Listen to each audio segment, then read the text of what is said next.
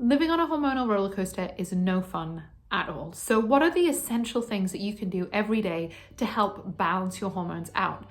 And what are you meant to focus on? If you put hormone balance into ChatGPT or Google, you're going to get given 10, 20, 30 different things to do. So, what are the essential habits, routines, and tips that are going to help to bring hormone balance? Let's dive in.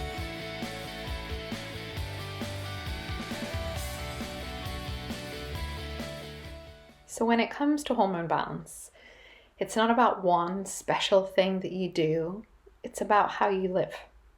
So I'm going to share with you some of these routines and habits just in a normal day. This isn't a special day. I'm not doing some sort of special hormone support. I'm just going to show you some of the default, kind of basic foundational things. So this is me just getting a loaf of bread ready. I don't do this every morning. I maybe do it once or twice a week. We eat gluten-free, and one of my intentions for the year is to reduce the amount of ultra-processed gluten-free bread we have in our house. And it's just a really nice ritual. So this is me just after 6 in the morning. I make sure I have a bit of time for my own brain headspace before kids, life, work, clients, all of these kinds of things. Just space to breathe. I'm often listening to really positive music. I have a big list of affirmations and an app that I sometimes listen to. And I'm drinking my tea, having my lemon water, and just letting the day start with some space. And for me, ritual, I find ritual really, really helpful for beginning the day, really helpful for managing my stress levels, for my mind, having these kind of very practical grounding processes, especially when I wake up and the alarm goes off. There's mornings where I don't really feel like getting up at 6 o'clock. I want to stay in bed. But having practical things, actions, stuff to do, make bread, do yoga, light a candle, make a cacao. These actually really, really help me to have that sort of healthy morning routine, which is really, really useful for my mind. And there's nothing like setting yourself up for success, setting your hormones up, but also your brain and your energy and just your life up by how you begin the day. For me, how I begin a day is really, really important, and it varies from day to day. I don't always like doing the same thing. And this particular morning, it was making some bread, and then I'm just going to show you as I go and do and dive into my yoga practice. So then after bread is ready to rise, I go sort out my own brain, my own energy, my own system. On this particular morning, I think I probably did about 30 minutes of some yoga and breathwork and meditation and drinking some ginger tea and all the things. And then my son came to join me, which you'll see. And this, for me, how I start the morning just massively helps, not just my hormones, but everything in my life. But while I'm doing yoga in the background, let's dive into some of the fundamentals about your hormones, your sex hormones specifically, and do a little bit of hormone balance 101. Because before we talk about the essential things and what I do and what you can eat and do to help support your hormones, let's first understand what we're talking about and what are some essential things you need to consider when it comes to your hormonal balance. So number one, what we're talking about here is your sex hormones. So we're specifically thinking about estrogen, luteinizing hormone, follicle stimulating hormone, testosterone, progesterone, all of these good stuff. We're also going to be discussing cortisol, and DHA plays into it. These are the kind of hormones. There are actually loads of hormones in your body, but specifically we're focusing on this. And when it comes to your sex hormones, when it comes to balancing your periods, to having a smooth, more stable perimenopause, when it comes to lessening the PMS and all of those awful symptoms, you really need to consider two things. Number one, you want to be thinking about the amount of hormone that you're making. And that's something we do generally think about. Are you making a lot of hormone? Are you making too much? Are you producing estrogen? And it's something that your doctor might actually test your serum levels of these different hormones. So we're aware of that. So that's number one. How much hormones are you making? But the second thing, the thing that most people forget about, that they don't realize, that they have no idea is a key component of hormonal balance, is your metabolism of the hormones, the switching off, the elimination, the removal of hormones when they are no longer required. So when it comes to hormonal balance, you need to support both the production of your hormones and you need to support the elimination, the metabolism, the removal of them, because we don't have the same amount of estrogen in our bodies every day all year. We don't have the same levels of progesterone. We don't have the same amount of testosterone. Every day is different. And so it's about what you make and how good your body is at eliminating those hormones. And that plays a huge, huge role.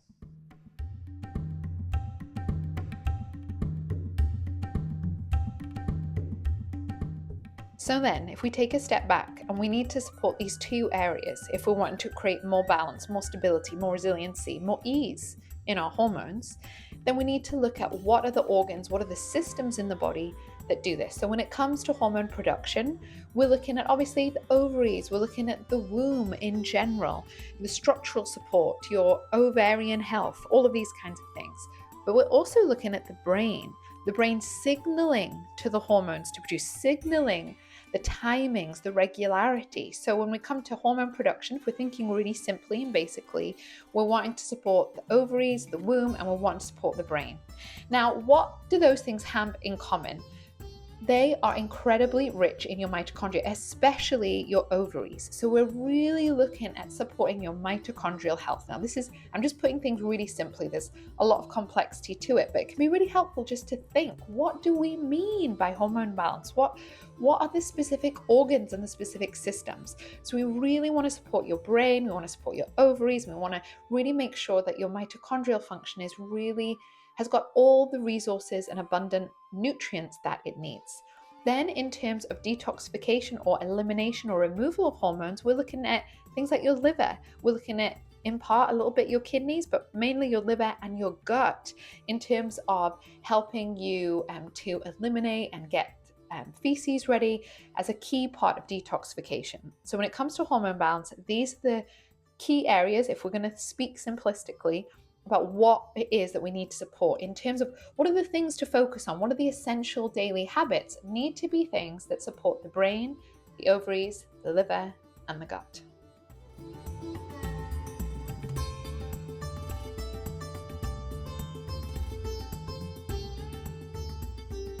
So we've had our kind of hormone balance 101. So what are some of the essential routines and habits and tips that you want? What are some of the foundations? Because it's so easy to just like put things into the Google and chat and literally get 10, 15, 20, 30 different things for you to do, whether it's supplements, whether it's foods, whether it's meditations, whether it's exercise, whether it's testing. It's a lot. So what I want to do when I'm working with all my clients is two things. Number one is figuring out their unique root causes. And number two is getting the right foundations.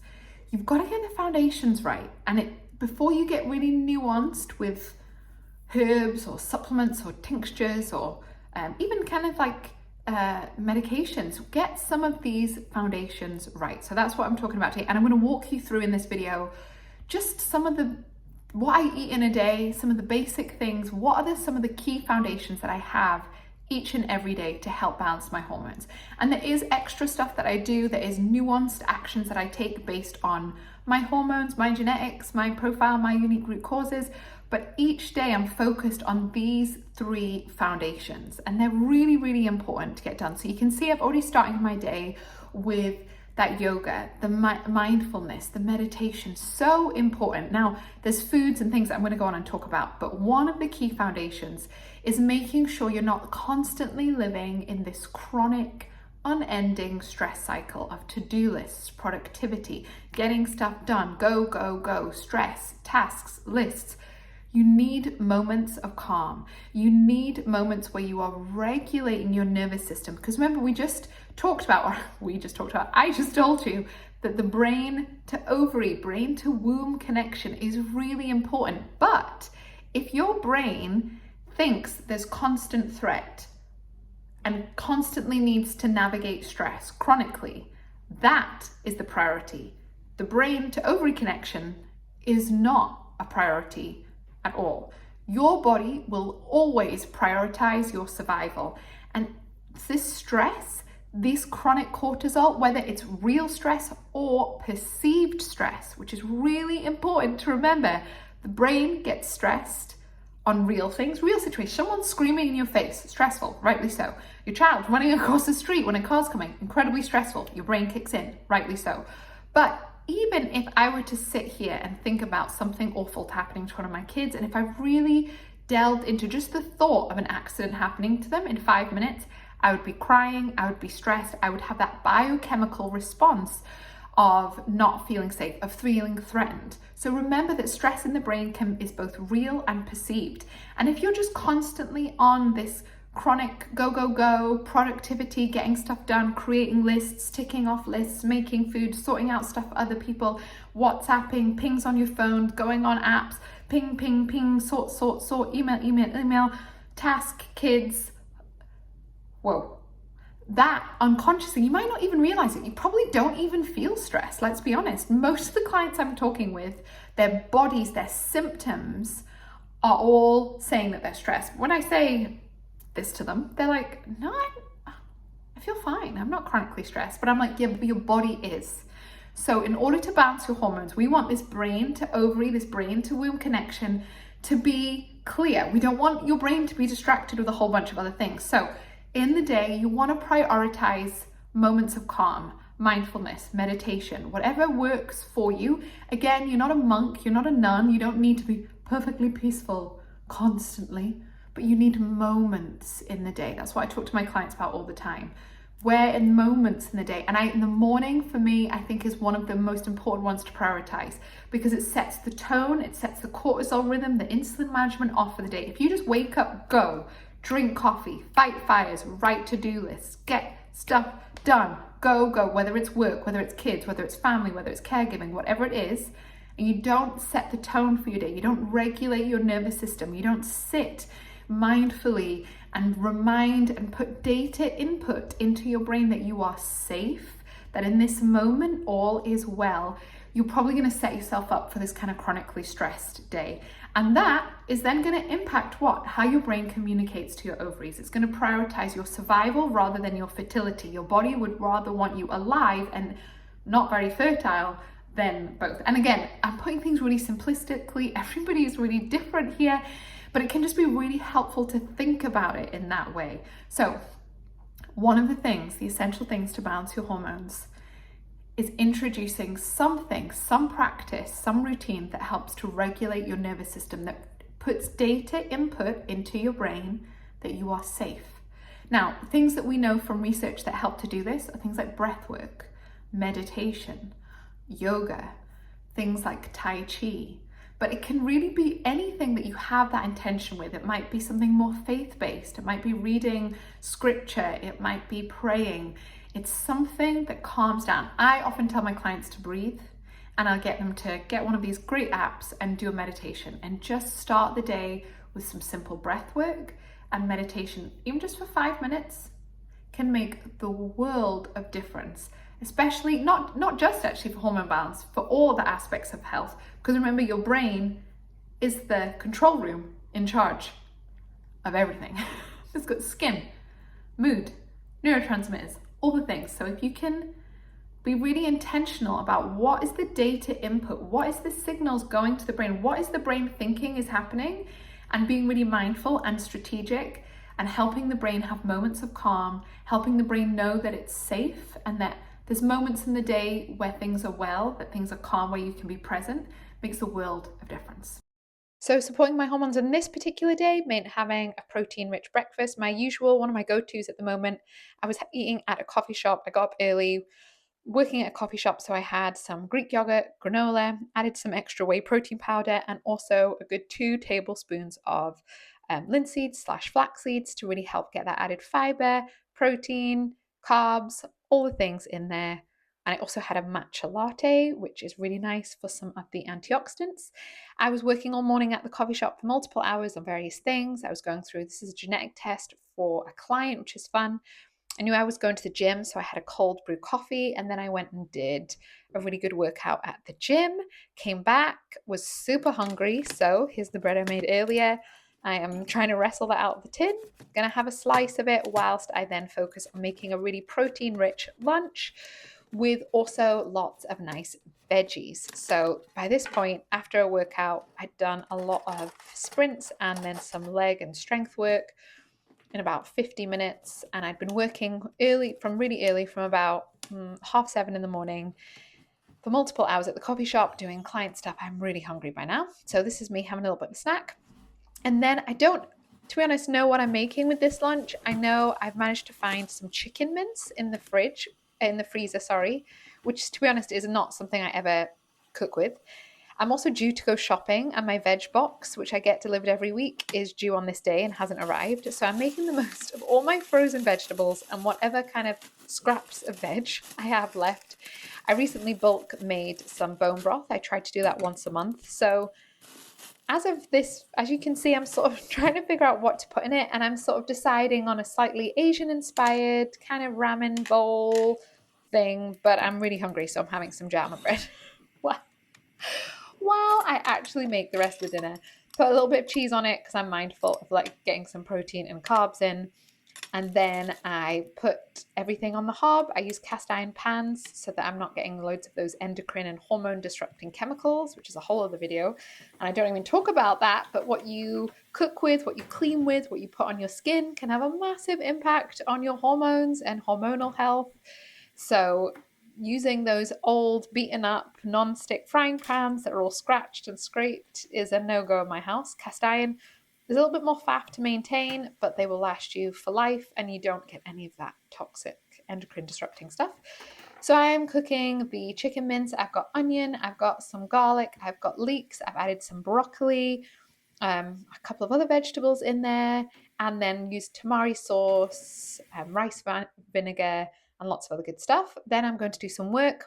I'm still a bit hungry, so I've got some banana, a little bit of peanut butter, a little cube of some chocolate, and I'm having a rooibos tea. Then I work for a couple more hours. Then it's time to pick up the kids. I attempted to make them a soft scoop, but this is basically like a very thick smoothie, but I'm making it look like ice cream for the kids because that's what they asked for. This is just frozen berries with some protein powder and some goat milk. And I think I put some chia seeds in them for them. So this is mainly the kids having this snack. I get a couple of spoonfuls of it, but primarily this is the kids' after school snack. I have a little bit of it, but I had quite a big lunch, so I'm not super hungry at this point. But don't worry, I will become hungry as the day goes on.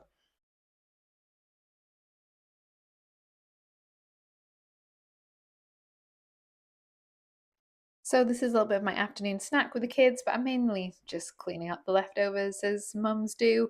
Also not videoed or pictured here is just the water I'm drinking throughout the day, where I have electrolytes and all sorts of things in there as well. There is a lot of mess, and this is when I tried to make a paper airplane for my son, which I'm normally useless at, but this one actually flies, and I managed to capture it on video, so I'm very proud of myself, as you can tell. Ooh, even did a little dance. So, what are the other essential things that we need to have healthy, happy, balanced hormones? Let me just prop you up here in my kitchen. Okay, we've talked about supporting the mind and having moments of mindfulness and really supporting the brain, the control center of your body, this brain to ovary connection. Now, the next thing we want to look at really simplistically is how are we supporting the metabolism, the detoxification, the turning off of these hormones.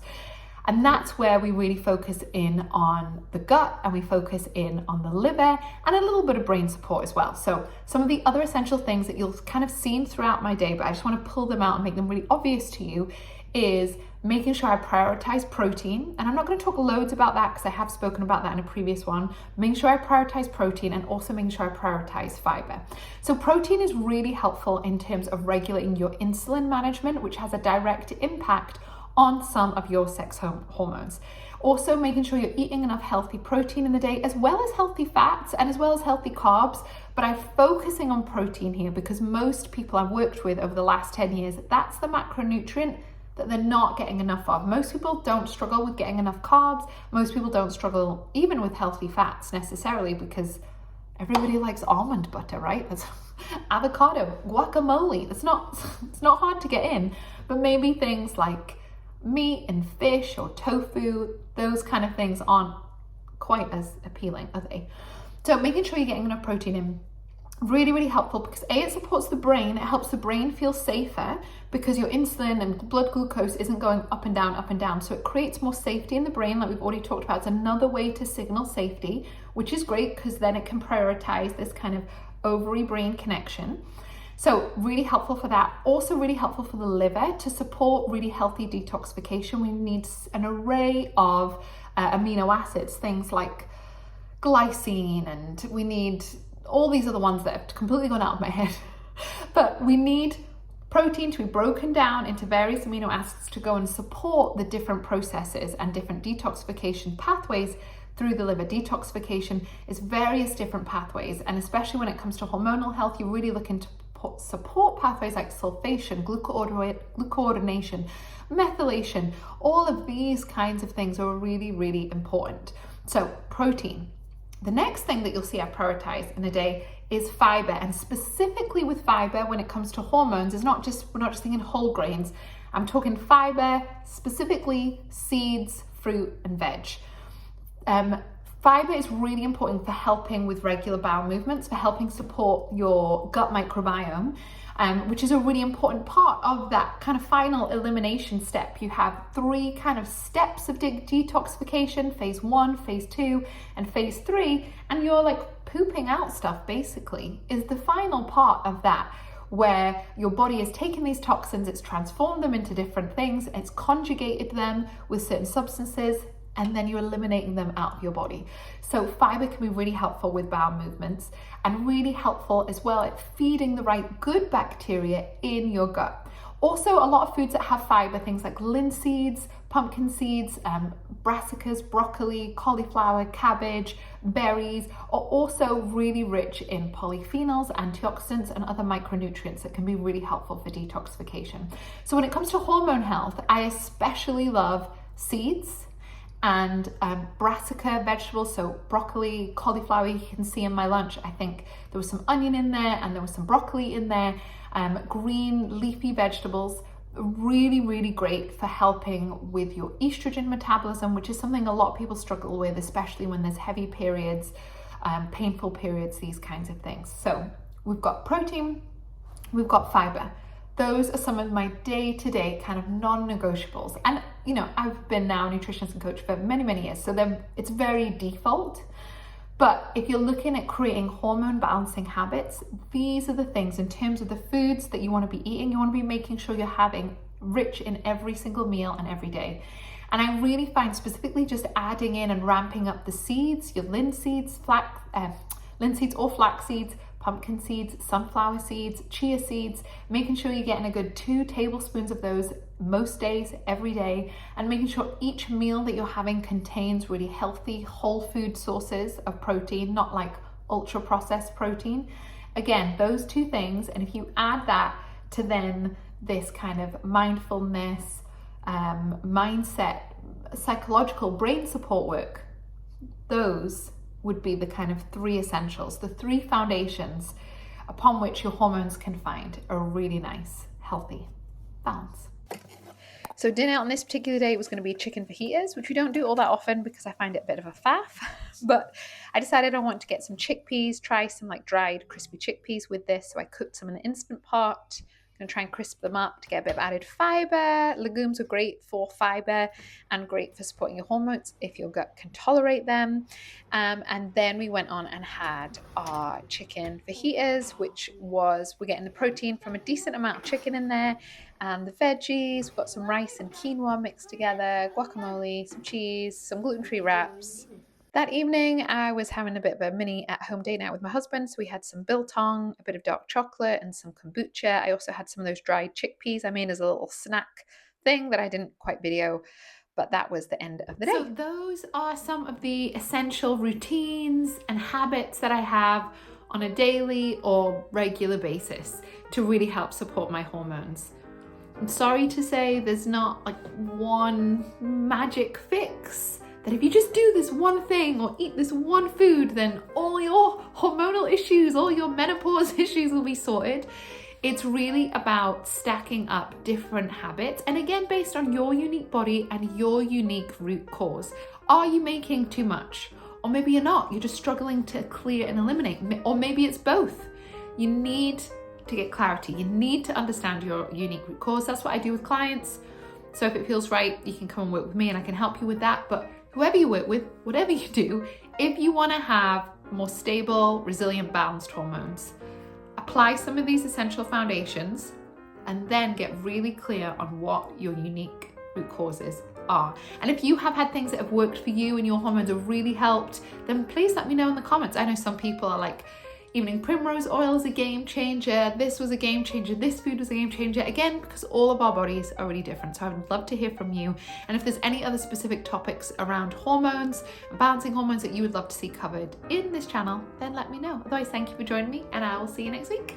Bye.